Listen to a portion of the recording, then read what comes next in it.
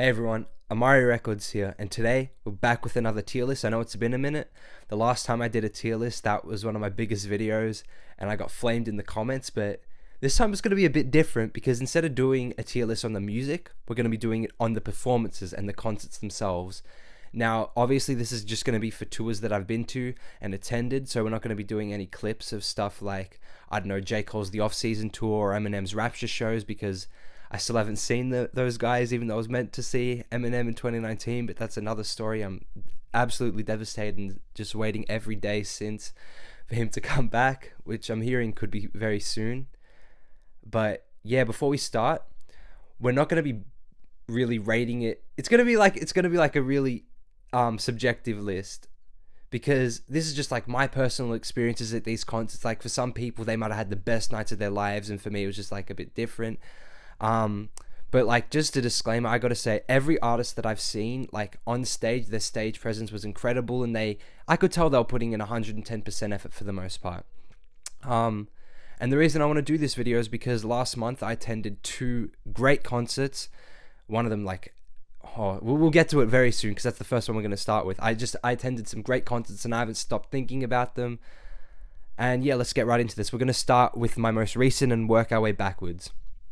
And first up is Travis Scott and the Circus Maximus tour. Now, I saw Travis on October 22nd, so it's almost been a month since I saw him, and I haven't stopped going back, replaying my videos, and just reliving those memories, because that was an experience. I was with some of my really closest friends. We were lining up since 11 in the morning, and it was hectic, because waiting in line, there was a full-on water bottle fight. I got a Gatorade bottle thrown at me from the people behind us. I don't know if anyone else was there at Marvel Stadium on that first night, but I'm sure if you were, you know what I'm talking about because it was absolutely hectic. And the original plan was to get really close to the barricade, or as close as we could, because we didn't have early entry tickets. And I had made posters, and I really wanted to get called up by Travis. I was even wearing a dinosaur head. But I just got a premonition, like a gut feeling, because of how rowdy and like irresponsible the lines were acting. I just said, you know what? I'm going to hang back. I don't want to start at the front. If you guys end up coming back, that's cool, but I'm cool to chill at the back. And I was kind of right because my friends were very close to the front, like a couple rows back from the barricade for Sheck West. And half of them ended up having to come back to like around the back with me after Sheck because it was so hectic. And like one of them rolled their ankle and everything. So I think I made the right call going to the back. But despite all that like fear and anxiety I had, once Travis came out, I turned into an absolute beast. Like I wasn't opening all the pits and stuff, but because I'm a tall guy, and I was just jumping everywhere. I was screaming. I think people thought I was special needs, which my friends kind of confirmed for me. But we went from being at the back to the very center of the pit, or if not a bit forward, like within the first third. I sadly didn't get called up by Travis, even though my friend Leo held me up, and Leo's a big guy. So, like, I reckon Travis could have seen me if he turned around because he was looking at the other side of the golden circle, not the side I was in. But I reckon if Travis saw me, I could have got called up. But anyway, that's a whole other story. Now, how was the actual concert? Sorry about that whole ramble. But how was the actual concert? Bro, Travis is one of the best live performers I've ever seen. His energy was on 110. He was engaging the crowd, which is something that I've noticed is missing from a lot of concerts.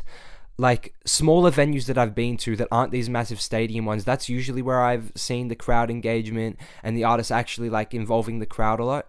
But Travis in a stadium show involving the crowd in the capacity that he did was amazing. You had him like I'm sure you guys have seen clips online. You had him picking out people from the very highest points of the stadium and the highest seats that like would never get noticed by the artists. And then of course him actually bringing fans on stage. There was like one point where he was even like he was like pointing at people in the crowd and saying, yo, I like that cacti hat. But yeah, just his crowd engagement and his performances, like you felt immersed in that experience. I felt like I was in Utopia. The second the greetings from Utopia started, I was just going off my head. And when Hyenas started, holy shit. And he did Apple Pie, which is a personal favorite Travis Scott song of mine, like top 3 for me. And it's my favorite outro by him. And I was not expecting him to do it because the only other place on earth he did it was that one-off show in New York. And him doing it here, like I almost started crying. I was so happy. So I think for Travis, I got to go S tier with Travis. We're starting off with a bang. I can't put him anywhere else. That concert was just, it was such a good time. And I also went and saw him at a club afterwards, and I left right before his performance started. Like, I saw him give a little intro to Chase B, but me and my friend Leo, we were just exhausted from standing all day, and like our feet, we couldn't do it anymore, so we had to leave because we didn't know Travis was actually going to come do a little performance afterwards. We thought it was just going to be a little appearance, and we already seen like what we got our tickets for. But yeah, I'm devastated about that. I really regret leaving, but whatever, at least I had such a good experience at the actual concert, and I saw him in the club setting, like really close. Next up, we got The Weeknd. Now, I know it's not really a hip-hop concert, but it's hip-hop adjacent, and I actually went both nights for The Weeknd because I had difficulty. There was just like a lot of ticket drama, and on the first night, my ticket actually got upgraded, so I was in like the lower bowl, like really good seats, which I didn't anticipate because originally I just got like level 3 seats, which I was happy with because it's like a really good view, which I ended up having for the second night as well. But yeah, getting level 1 seating was pretty cool. Anyway, now about the actual concert at hand. The Weeknd's vocals live, like, it's like what they say about Jordan. You have to see him play to actually understand his game.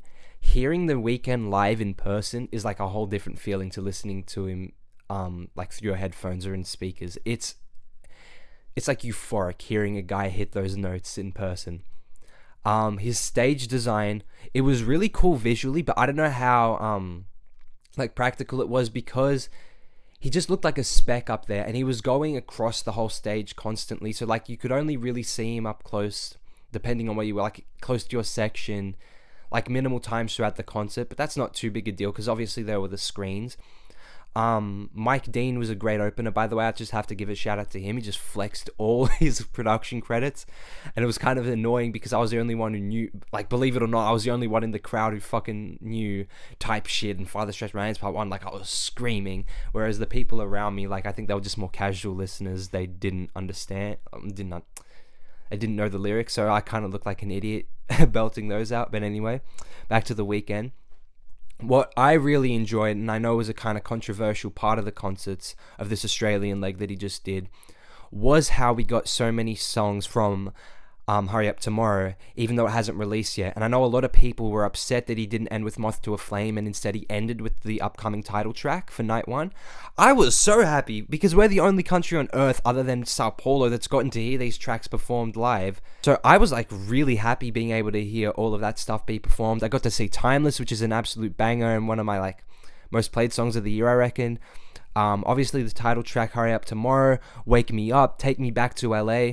Just so many incredible moments that I got to see that most of the world didn't get to, and like I'm so grateful to Abel for that. He also played House of Balloons, which is another personal favorite track of mine, but I think just because I was by myself for the concert and like in a seat, which is a lot different to being in a pit or being at the barricade, so you're not as close, it was still a fantastic concert, but I don't think it was quite on the level of some of the other ones I've been to. Like, again, Abel's performances were A1, but just going off my personal experience, I think we're going to have to put The Weeknd in, I don't know if it's B or A. Look, it was a fantastic concert, I'm not denying it, but night 1, he just seemed a bit like he had to get into the zone. Then night 2, he was a lot better. You know what, fuck it, we're going to go A. Because it really, his performances alone, like, weren't that spot. Alright, now there was a bit of a gap between The Weeknd and the last concert I went to because I don't know why, just no one I really wanted to pay money to see came in that time period. But next up, we got none other than the legend himself, 50 Cent. Now, 50 was a real experience for me because me and Gino's Music, we had early entry tickets, so we got to go barricade. We lined up super early for that. We met some really funny characters there waiting as well. We had some of his friends with him as well. But it was just a great time. We had a poster as well, which was a picture of, I'll put it up on the screen so you can see, but it was a picture of like Franklin walking Chop from GTA 5, but we photoshopped Ja Rule's head onto Chop and then 50's onto Franklin, and we wrote 50's bitch underneath it. And 50 actually saw it and started laughing like when we held it up for him, and we got put on his Instagram. So like, that was just an incredible moment, like being recognized by one of my favorite artists and being able to say I made him laugh. Going to the store to get that picture printed was an experience as well. I don't even want to know what was running through the employee's head when she saw I wanted to print out that picture in such a big size. But as for the concert itself, 50 was like a machine gun. He just did not stop firing hit after hit. You didn't have time to like really process what you were seeing, because as soon as he finished one song, you were straight on to the next.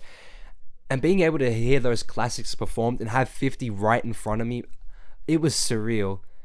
Like 50 is huge, by the way. If any of you have seen him, you'll know what I'm talking about. But 50 is one big guy. Like I was feeling intimidated, but it was just so cool being able to see 50, like being able to like rap right in front of him. We're going back and forth on PIMP a little bit. I know he was definitely looking at me for some tracks. He pointed at me and Gino's music and his friends as well. Yeah, 50 was just a surreal experience. I also got to go S tier with 50. Right, next up, we got J.I.D, J.I.D.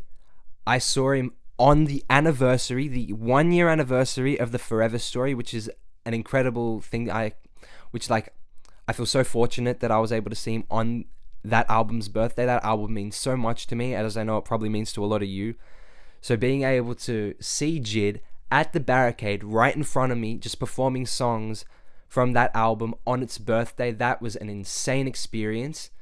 I also met him before the concert started. I got a picture with him. I talked to him a little bit. J.I.D's like, he's really cool. He's really chill, friendly guy. So that was an experience. He also signed my lanyard. And at the end, I got a signed poster from him as well, which is like a special gift for the people who had my ticket. Yeah, but again, J.I.D live, it's kind of like the Weekend effect. I couldn't believe that he was doing most of his verses live. Like the speeds he was rapping at live, he had a backing track, but he was doing them live, and you could tell going back to the videos because his inflections were different to those of what they were in the songs. Now, I know what you're thinking. Oh, this is definitely going to get S tier. You met J.I.D, you were Barricade, and it was on the album's birthday. Well, yes, but my experience in that mosh was just, it was chaotic.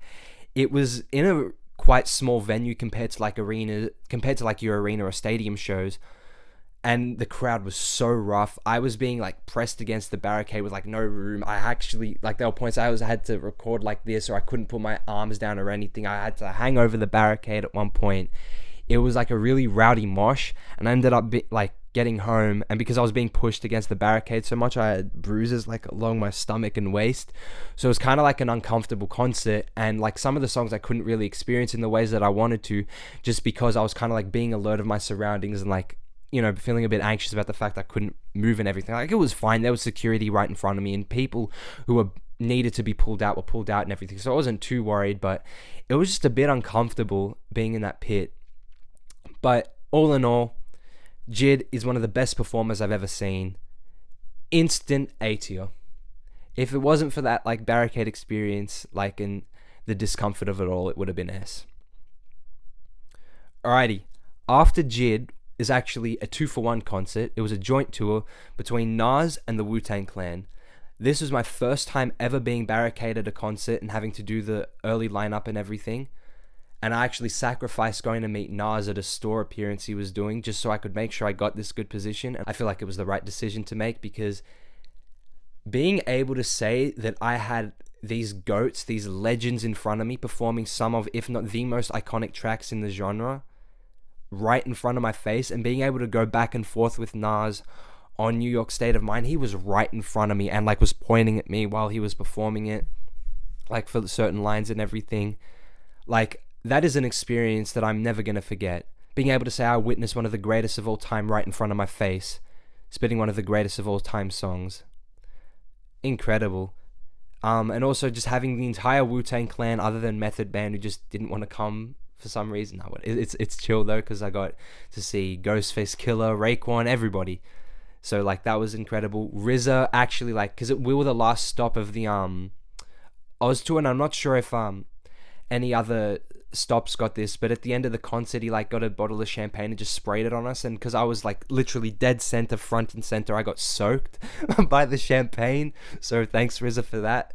But RZA's crowd engagement was great, constantly getting everyone involved, not to the degree of a Travis or some other guys who are going to speak of. Oh, actually, let me just go back a second. With J.I.D, his crowd engagement was like one of the best I've ever seen, because he was actually taking requests from people. Like at the end of the concert, he was like, hold up on your phones what you want to see played, we'll see if we've got it. And he actually did it. Like somebody requested Costa Rica, he did it. And he was making sure like the crowd was tame enough, like to a point where it wasn't going to cause any injuries for anyone, because he saw somebody hold up help on their phone and made everybody take steps back. So J.I.D was on top of it. It was just probably because I was at the barricade that I was the most squished. But anyway, back to Nas and the Wu.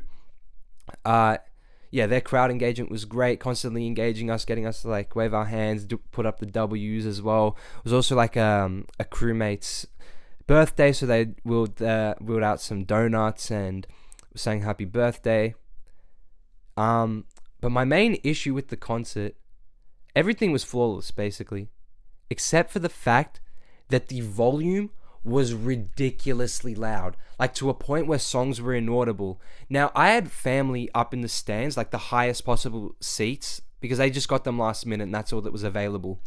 And they said not even they could make out what some songs were. I was directly in front of the speakers. Imagine what that would have been like for me. Like, there was some songs that I was like, oh, why didn't Nas perform? Then I'd go back and watch a video and realize that I recorded one of the songs I was missing. I really wanted him to perform stuff from Magic, so after the concert I was like, man, I wish Nas performed something from Magic. And because he was right in front of me, I was just recording for the sake of recording, just because like I have one of my favorite ever artists in front of me. I have a living legend in front of me. So like obviously I'm going to record that even if I don't understand what song's being played. And I went home and rewatched the video, and he played 4016 Building, and I didn't get to like enjoy it at the concert because I couldn't hear it. So yeah, that was a bit annoying, and for that I'm gonna have to put it A tier, because that's its only fault. I can't put it in S with Travis and 50. But yeah, very, very solid concert. If you have the opportunity to see Nas and the Wu, I highly recommend it. Next up, we have Denzel Curry. Now, Denzel might have the best crowd engagement other than Travis I've ever seen. This guy literally did a Q&A mid-concert. It lasted, I don't know, it lasted quite a bit, like more than you'd think. And he was like actually giving proper answers. He was being funny with some of them as well. Like, his crowd engagement is second to none. He just does whatever the fuck he wants to on stage, and his energy, I have not seen another artist other than maybe Travis. I don't even know if Travis had better energy than Denzel. Like, his energy on stage is probably second to none. He was screaming at the top of his lungs, doing his Bulls on Parade cover. And then, obviously, Ultimate. Like, his live vocals sound identical to how they do on a track. It's insane and a marvel to witness. And like The Weeknd, he previewed a bunch of new music to us as well. Like, I heard Scared, I heard Hit the Floor, and I heard Blood on My Nikes before they ever released. So, like, I'm very grateful I got to see all that. But I was just in the stands. So I didn't have, like, the greatest view of Denzel. I think I got to put Denzel in A tier as well. Insane concert, insane performance, and I met him the next day at a record store, and he is one of the nicest people I've ever met.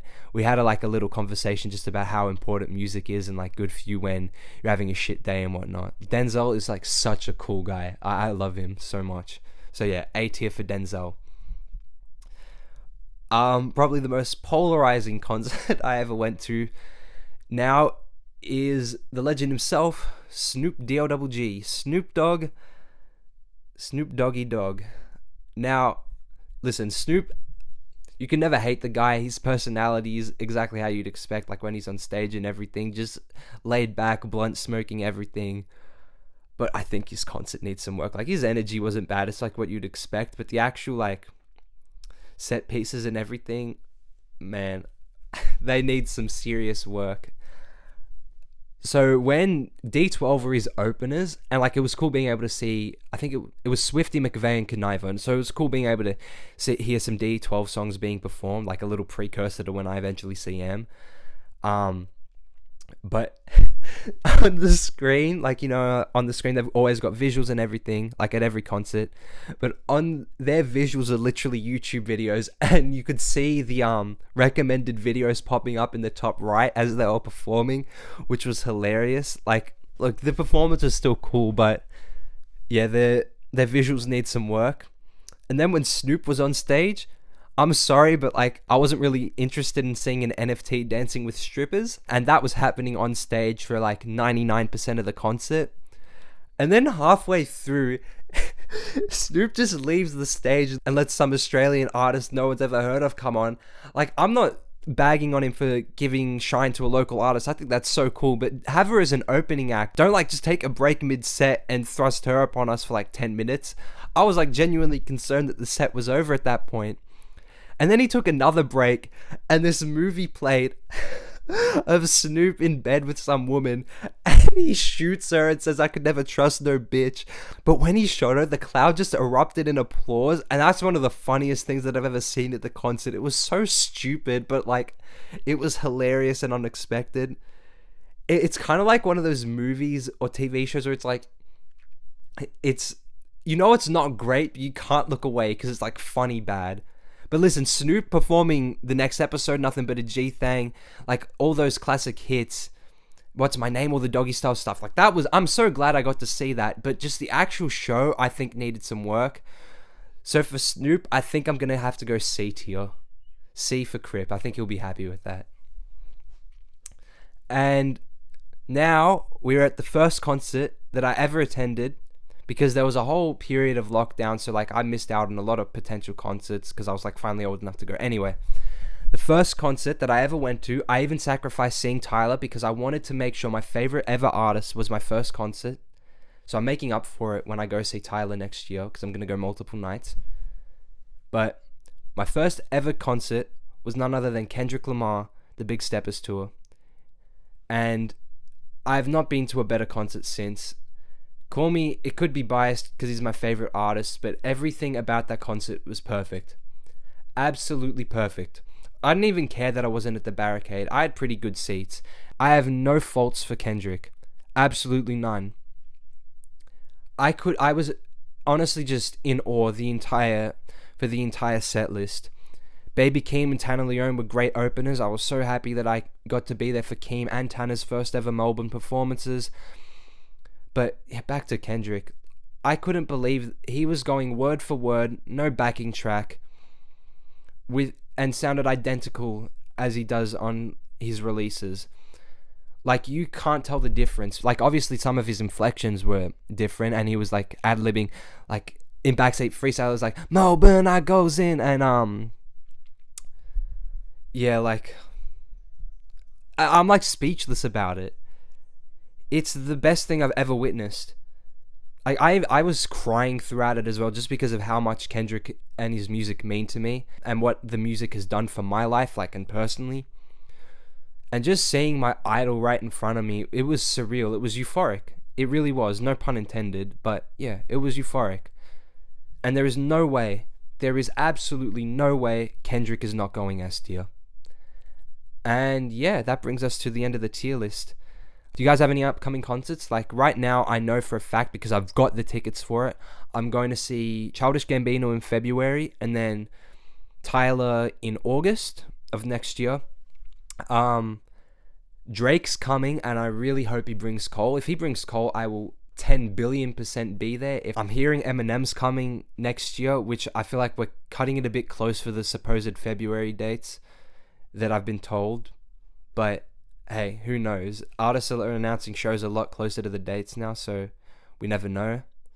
Rocky has said in his interviews that he wants to do a world tour when Don't Be Dumb drops. Rocky, if you're listening, if you're somehow watching this video, Rocky, please drop the album. Sorry, got a bit sidetracked. But yeah, thank you guys so much for watching. I hope you enjoyed the video, and please like and subscribe if you enjoyed, and put a notification so you don't miss any more drops. Thanks for watching. I'll see you in the next one. Bye.